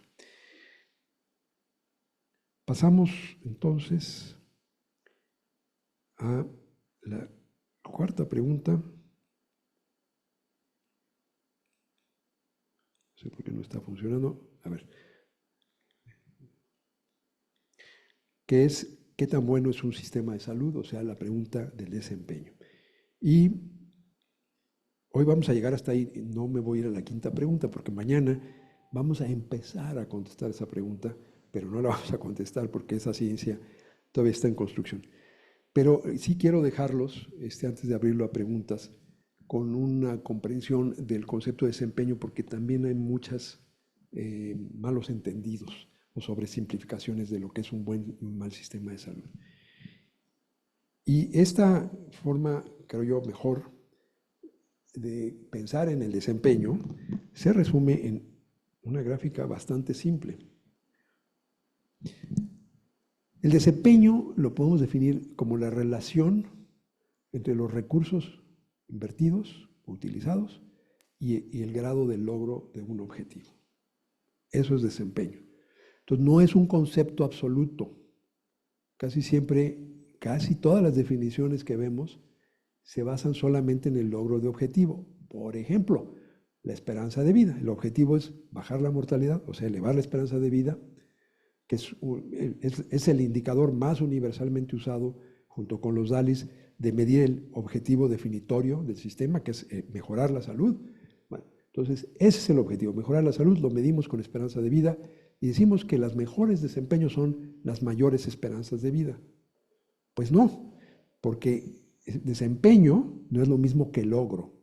Logro es qué tanto logras del objetivo. Desempeño es un concepto relativo que dice qué tanto logras en relación a los recursos que tienes para invertir. Entonces, como concepto relativo, hay que pensar, en primer lugar, que hay que suponer, y esta es una suposición para simplificar el análisis, pero es un poquito optimista, que siempre hay un mínimo posible, que aún invirtiendo muy poquito en el sistema de salud, muy pocos recursos, algo ocurre, ¿no? Y como en todos lados, mientras más recursos en general, va elevándose el logro del objetivo, en general. Digo que es optimista porque hay algunos sistemas de salud tan malos que mientras más recursos le ponen, más se deteriora la salud. Pero son la excepción, ¿ok? Entonces vamos a plantear y aceptar la premisa de que hay un mínimo posible. A este nivel de recursos, aquí hay un piso. Deberías al menos estar en este nivel de logro, vamos a simplificarlo, esperanza de vida, pero puede ser cualquier otro objetivo. Y hay también, igualmente, un techo, un máximo alcanzable, porque hay niveles de salud que no se pueden lograr con el conocimiento científico que tenemos ahorita. Entonces, si un paciente, veámoslo, esto es a nivel poblacional, pero a nivel individual, Si un paciente con un cáncer incurable se muere, eso no quiere decir que la atención fue de mala calidad. Es que ese caso estaba más allá de la frontera de lo posible. Lo que tenemos que hacer es hacer más investigación para desarrollar mejores tratamientos. Entonces, hay un máximo alcanzable. Y dado el estado de la ciencia y tecnología, eso es lo que nos define esta frontera de lo máximo alcanzable. Y nuevamente, en general, mientras más recursos invertimos, más logramos acercarnos a la frontera de lo alcanzable. Entonces, postulamos pues un piso de lo mínimo posible y una frontera, un techo de lo máximo alcanzable. Entonces, comparemos dos países o poblaciones, A y B. Si nada más nos fijamos en el logro del objetivo absoluto, aquí tenemos el país A, aquí tenemos al país B. El país B está ligeramente arriba del país A. Entonces, si hiciéramos nuestras tablas de rankings, pondríamos al país B arriba del país A. Por poquito, pero estaría ahí arriba. Pero noten que el país A está llegando a este nivel con mucho menos recursos que el país B. Entonces, en términos relativos, su desempeño es mejor. Entonces, desempeño es la distancia entre lo alcanzable, que es esta línea, y lo alcanzado, que es este punto, para un nivel dado de recursos. Entonces, esto nos permite, como lo hicimos en el año 2000, por primera y única vez en la historia de la OMS, comparar de manera justa a sistemas que tienen niveles de recursos totalmente diferentes. Como me gustaba decir, no, o sea, no podemos comparar a Suiza con Suazilandia, aunque suenen más o menos parecidos, porque Suazilandia tiene muchísimo menos recursos que Suiza. Entonces, decir que en Suiza hay mayor esperanza de vida, sí, pues es cierto. Atribuirle eso a que son mucho más eficientes y tienen mejor desempeño que los suazilandeses no es correcto hasta que lo hacemos relativo a los recursos. Y esta fue la contribución más importante de ese informe y por eso hubo tantas protestas. Los Estados Unidos no entendieron por qué. Por cierto, es el informe que más difusión de medios ha recibido. Porque entre otros hallazgos interesantes, Estados Unidos, el país que más invierte en salud de todo el mundo, aparecía, creo que en el lugar 33 o 34, ya no me acuerdo, 36. Y la gente decía, no, pero si aquí gastamos más recursos, sí, precisamente por eso. En relación a estos recursos, estaban hasta acá de recursos, y su esperanza de vida era inferior a otros países ricos que con menos recursos estaban mucho más arriba en el logro del objetivo. Entonces, el logro relativo a los recursos no era bueno, el desempeño no era bueno. Y me acuerdo ahí en las críticas que hubo, es que ¿cómo es posible que Marruecos tenga mejor desempeño que Estados Unidos, no? Pues todos los prejuicios hay colonialistas, ¿no? Bueno, porque Marruecos, con los recursos que tiene, tenía mucho mejor esperanza de vida relativa, era inferior a la de Estados Unidos, sí, pero en relación a sus recursos tenía mucho mejor desempeño. Y esa es la idea central, que desempeño no es un concepto absoluto, como es logro, el objetivo es un concepto relativo. Y ese tipo de análisis, no creo que ya se siga haciendo, pero en muchas partes, en México lo hicimos a nivel subnacional, para estados, y muchos países lo siguen haciendo a nivel subnacional, porque eso te da una idea, pues no del desempeño de todo el país, pero en países grandes, populosos, hacer los análisis subindividuales, países como India, hay una variación, o como México cuando se hacía, o como Estados Unidos. En Estados Unidos las diferencias de desempeño casi replican la varianza mundial.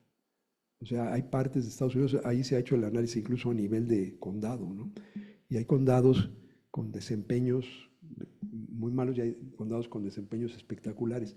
Entonces, hay que entonces pensar esa cuarta pregunta, que es la clave de la quinta y última pregunta que vamos a abordar mañana. está basada en esta idea.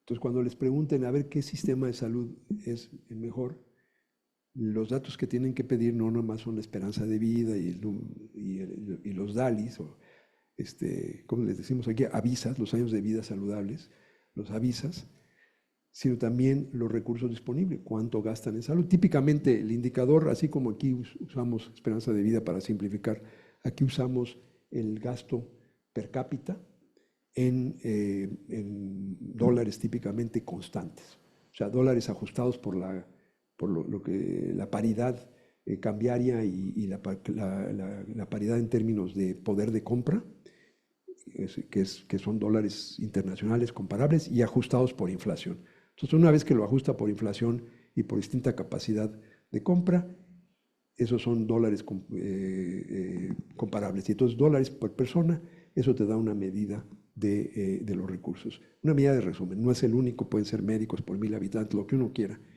Y el desempeño siempre va a ser relativo a ese nivel de recursos.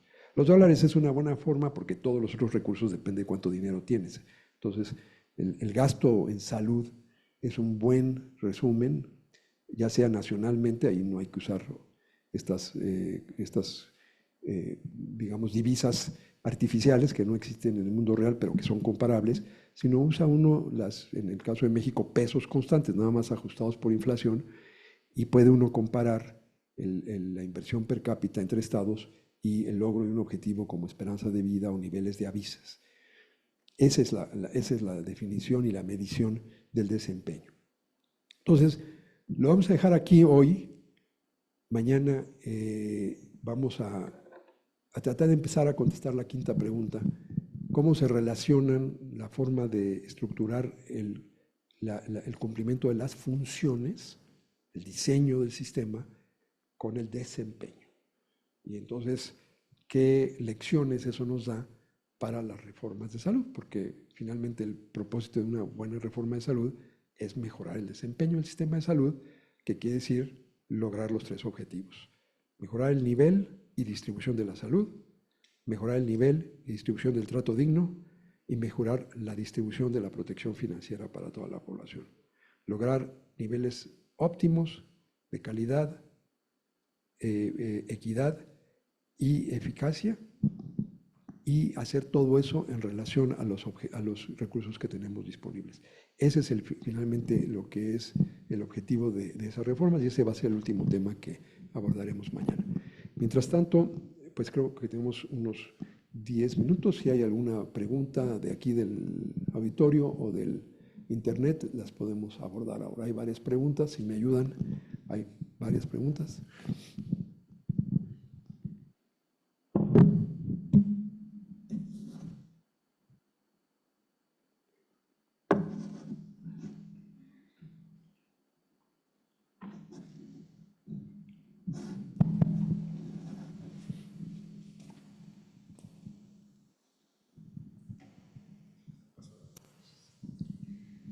Doctor Fran, pues muchas gracias. Como mucha claridad todos los conceptos que nos está compartiendo y refrescándonos nuevamente.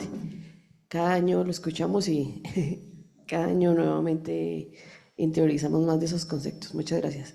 La consulta o pregunta que tengo es, en Colombia están ahorita haciendo una reforma a la salud. Me quedó sonando esto que decía el doctor, que los sistemas de salud tienen buen desempeño o se puede considerar que son mejores cuando el gasto de bolsillo es mínimo. No tengo muy claro la concepción de principio por la que quieren hacer la reforma ya, pero me viene a la mente algo.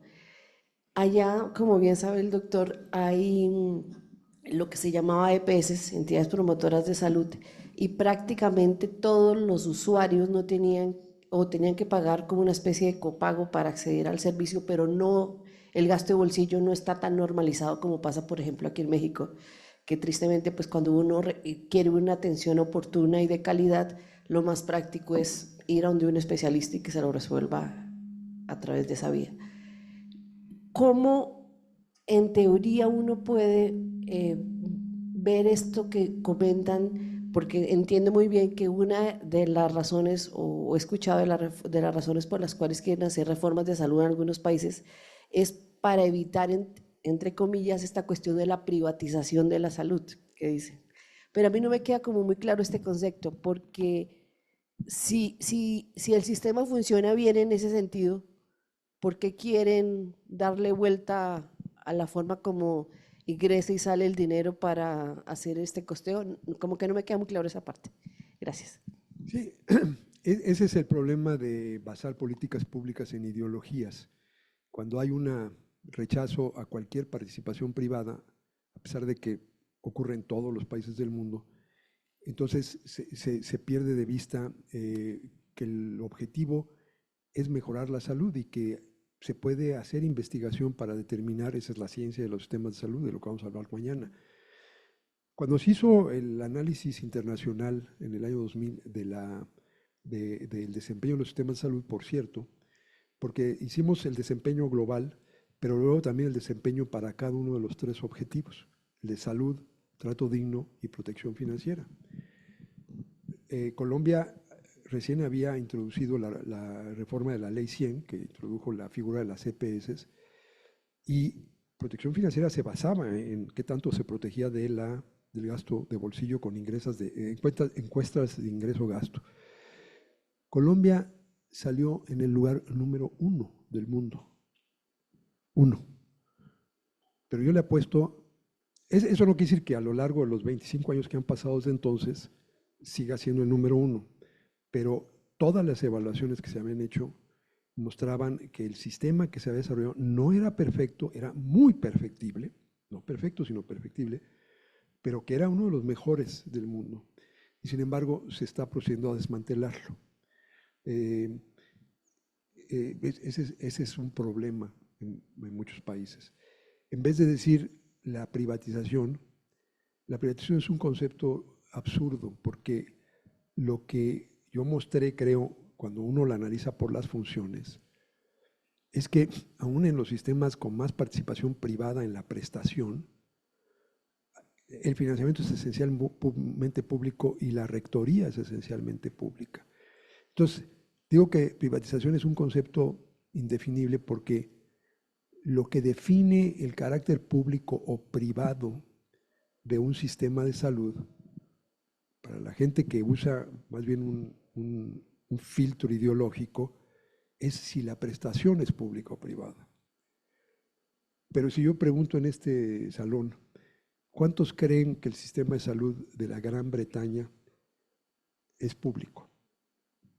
A ver, levanten su mano. ¿Quiénes piensan que el sistema de salud de la Gran Bretaña es público?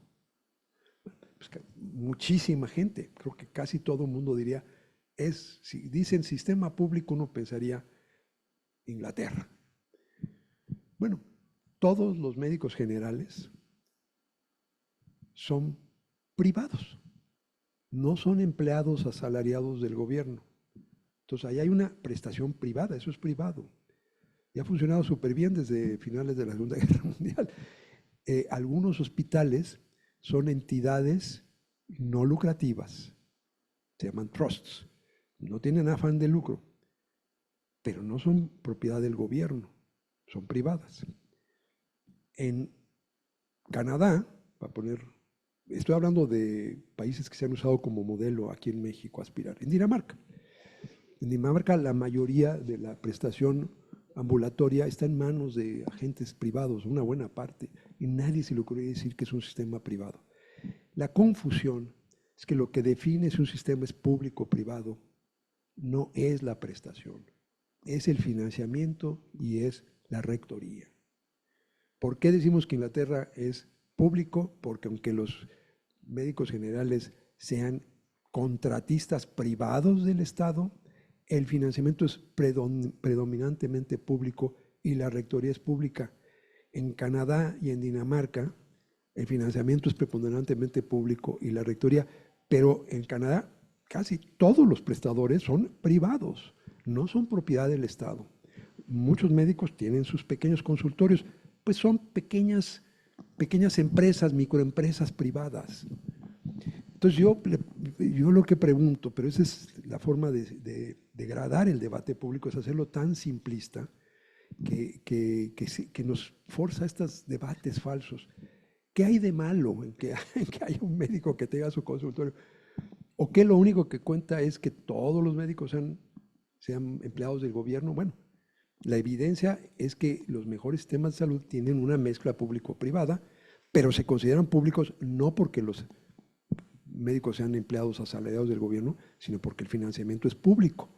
Podrán tener su pequeña microempresa, pero el pago lo hace, el financiamiento lo hace el Estado, la recaudación la hace el Estado, el aseguramiento, la agregación de riesgo la hace el Estado y el pago, la asignación de recursos la hace el Estado. Eso lo hace un sistema público, la regulación es pública, no cualquiera puede tener esa microempresa, etcétera.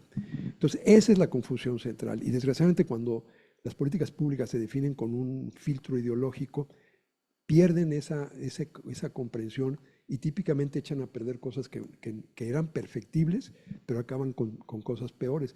Y eso es un poco, ojalá entendieran estas sutilezas. Los sistemas de salud son más complejos que estas dicotomías entre público y privado.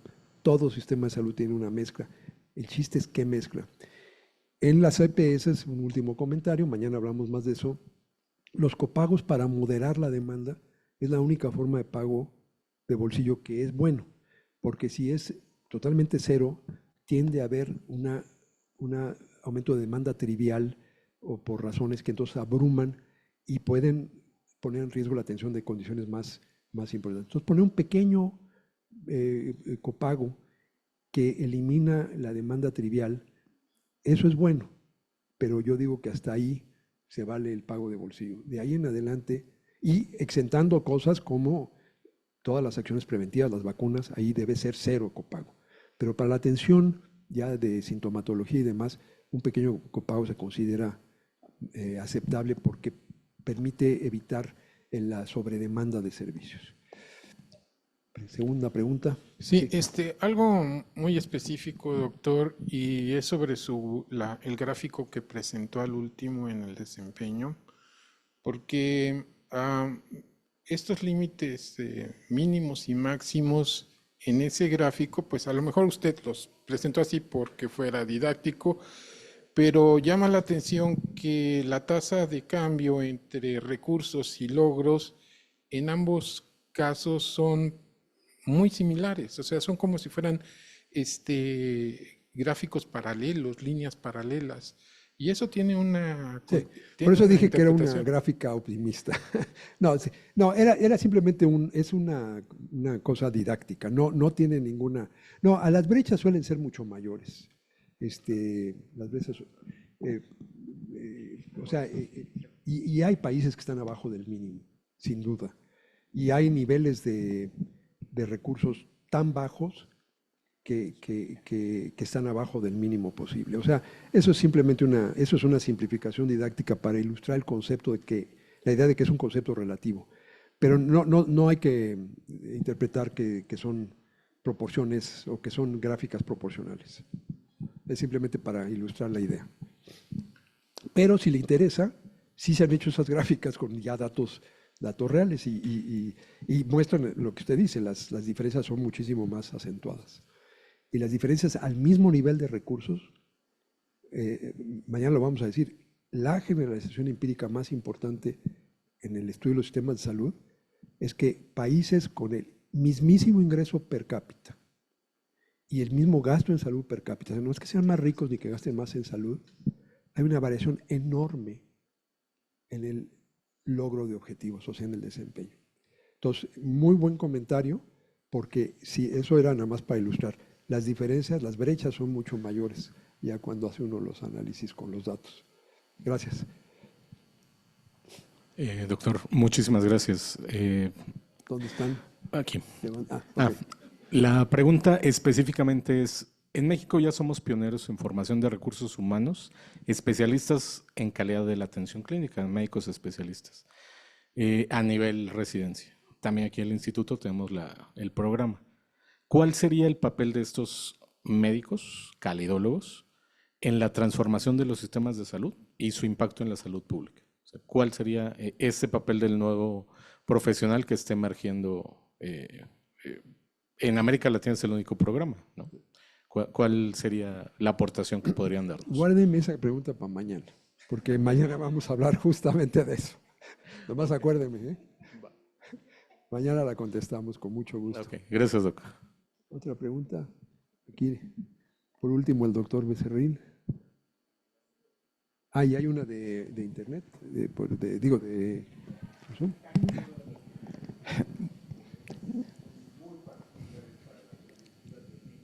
Ah, ok, entonces esas las dejamos para después. Sí, muchísimas gracias. Nada más un comentario que me atrevo a hacer, sobre todo porque veo que en la audiencia hay varios de mis alumnos y voy un poco hacia algo en lo que insisto mucho en los cursos que imparto, y es que en la vida lo obvio por obvio se olvida, ¿sí? Y lo que me parece sensacional de esta manera de comprender los sistemas de salud es que la exposición misma nos conduce hacia insistir en que se trata de sistemas, ¿sí? ¿Qué implica esto? Es nuevamente regreso a algo mencionado por el doctor desde el principio, y es que el mapa no es el territorio, ¿sí? Y cuando vemos este mapa del sistema de salud, predominantemente esta figura que está desde principios de los años 90 como manifestación clara de una reflexión profundísima para comprender el sistema de salud, me encantó hoy ver esta progresión en la construcción de la figura, ¿sí? Que la dinamiza, porque cuando la vemos en el libro, pues ya está ahí fija, ¿sí? Y es un mapa que, como dije en mi comentario ayer o antier, el mapa no solamente no es el territorio, sino que está fijo, y el territorio está en movimiento. El sistema de salud es básicamente un asunto de un modelo relacional, como dijo el doctor hace un momento, ¿sí? Entonces, pues solamente quiero yo como subrayar esto para que se perciba la riqueza de esto que, como decía la colega hace un momento, pues nos hace venir otra vez a este curso. Porque como el curso mismo está en movimiento, como el pensamiento del doctor está en movimiento, cada vez nos enriquecemos, ¿sí? Entonces, muchísimas gracias, Julio. No, gracias a los reincidentes. Me da mucho gusto que sean clientes tan satisfechos que vienen otra vez. No, les agradezco mucho. Ahora vamos a dejar ya el auditorio espero que muchos se queden. Creo que va a ser una sesión muy bonita en homenaje al fundador de este instituto, cuyo nombre lleva este auditorio, y nos vemos de todas maneras mañana para la sesión final de este curso. Gracias.